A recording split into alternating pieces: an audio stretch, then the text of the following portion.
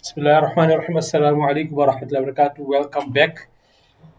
And we're looking at the vision of our family. So if you have the workbook, inshallah, you can complete this. The vision of the family, for those that have missed, I will repeat myself. And this is about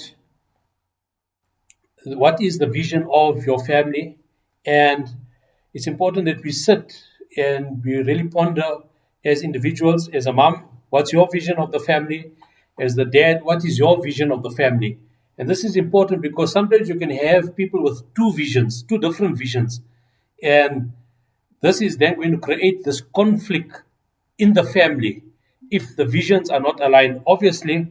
Uh, obviously, if the mom has her way of doing things, or she wants something to happen in her side, and the parents and the dad want something to happen in his way, there's going to be this continuous argument that's going to erupt.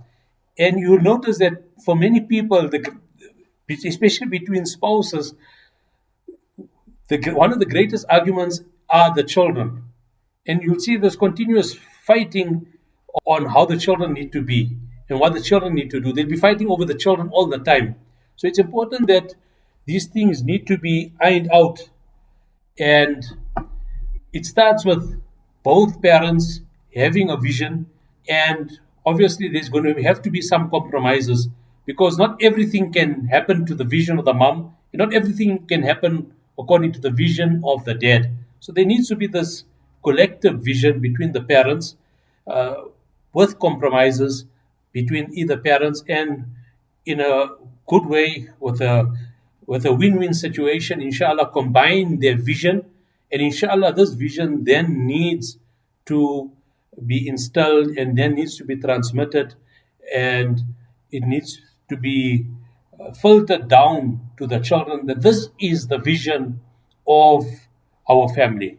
So inshallah, if the vision is aligned and the parents are aligned to a common vision with the children, inshallah, it gives us a better way that we as parents can bring up our children. And it also, if this is this needs to be clearly communicated to our children, that, for example, our vision is that this month of Ramadan, our vision, if you are, I want to make it a little bit smaller, shorter, like this month of Ramadan, our vision is that, let's make this house a house of the Quran. So every day after Fajr, all of us together, we will recite Quran. All of us today, 10 minutes before iftar, let's all sit together. We can all make our dua, and while we're all sitting on the table waiting for the adhan, this is that we all can make dua. We can make maybe dua in a collective as well. So the vision is shared, and this needs to be clearly communicated by both parents to the children.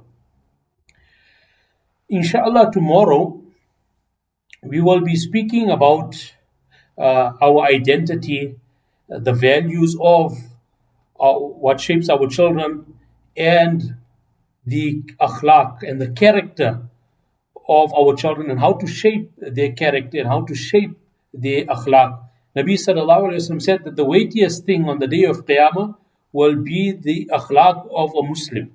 The weightiest thing on the إن أثقل شيء يوضع في ميزان المؤمن يوم القيامة الخلق حسن. Good character will be the weightiest thing on the scales on the day of Qiyamah. Subhanallah. How wonderful that is. So tomorrow, inshallah, we will be speaking about identity and what shapes the identity of our children. Many of us, we don't live in an Islamic society, but how can we ensure that our child maintains their Islamic identity? Our children will be going to school, will be interacting with the general society, they'll be going into university, but how can we ensure to the best of our ability that they maintain their identity as Muslims? And we will see that many a times our children are conflicted, they have this identity crisis. So inshallah, tomorrow we will be speaking about identity. We will also be speaking about our values that we need to have, and how these values will, inshallah, shape our decisions. So many a times the decisions that we make are shaped by the values that we have, and we will also be looking at how to ensure that we have good akhlaq, and this is then transmitted to our children, where